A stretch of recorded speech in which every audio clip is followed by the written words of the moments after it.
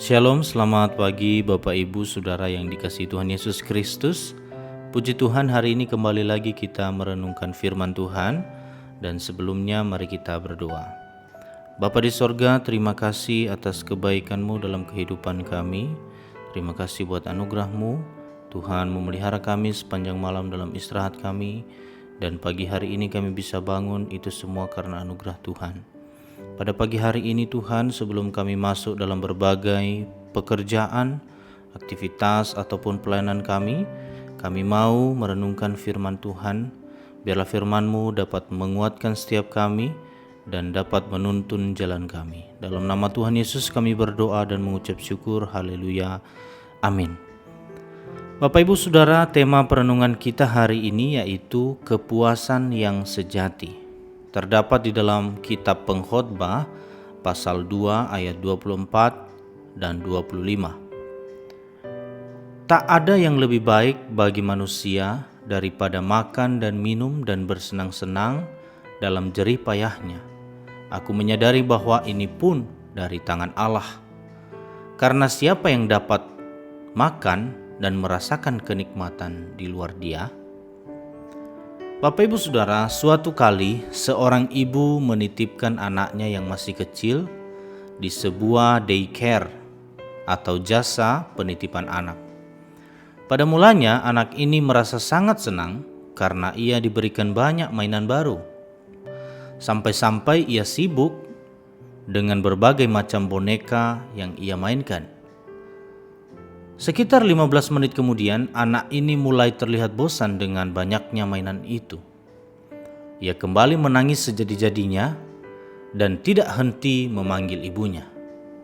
Ketika ibunya kembali, anak ini seketika diam dalam pelukan ibunya.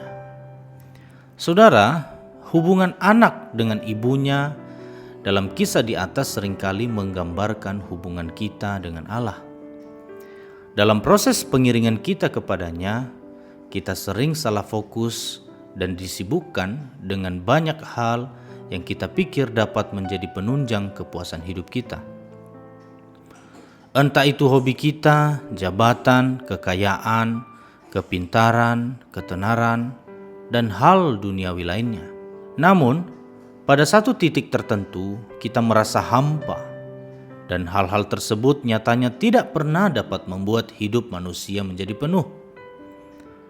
Banyak orang yang berada di puncak kesuksesan hidupnya, namun memilih untuk mengakhiri hidup. Terbukti apa yang dikatakan oleh pengkhotbah bahwa siapakah yang dapat makan dan merasakan kenikmatan kalau terpisah dari Dia? Sebuah ungkapan yang cukup terkenal berbunyi, satu-satunya yang dapat memuaskan hati manusia ialah Dia yang menciptakannya. Saudara, sebagaimana sedari awal penciptaan, ketika Tuhan menciptakan manusia di Taman Eden, di sana ada kesukaan besar karena kehadiran Tuhan dapat dirasakan langsung. Maka pada hakikatnya, keinginan terdalam kita adalah kepuasan di dalam Tuhan itu sendiri. Tuhan tak hanya menjadi sumber kepuasan tertinggi bagi jiwa kita, namun Tuhan sendiri dimuliakan karena kepuasan kita di dalam Dia.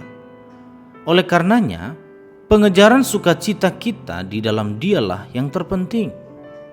Kita harus mengejar kegembiraan maksimum di dalam Tuhan, bukan dari dunia ini. Bangunlah hubungan yang dekat dengan Tuhan dan jadikanlah hubungan itu sebagai prioritas hidup. Dengan begitu, kita dapat merasakan sukacita kehidupan yang melimpah dan kenikmatan dari kehadirannya. Amin untuk firman Tuhan, mari kita berdoa. Bapa, terima kasih buat firman-Mu pada pagi hari ini. Kami disadarkan kembali bahwa kepuasan yang sejati hanya ada dalam Tuhan. Sesungguhnya kami tidak bisa menemukannya dimanapun di dunia ini. Oleh sebab itu Tuhan, kami mau mengambil komitmen untuk terus menomorsatukan Tuhan, memprioritaskan Tuhan dalam kehidupan kami. Karena hanya Engkaulah yang dapat memberikan kepuasan yang sejati itu. Terima kasih buat firman-Mu, kami siap masuk dalam berbagai aktivitas kami hari ini, dalam berbagai pekerjaan aktivitas kami. Kiranya Tuhan menyertai kami dan melindungi kami. Dalam nama Tuhan Yesus kami berdoa dan mengucap syukur. Haleluya. Amin.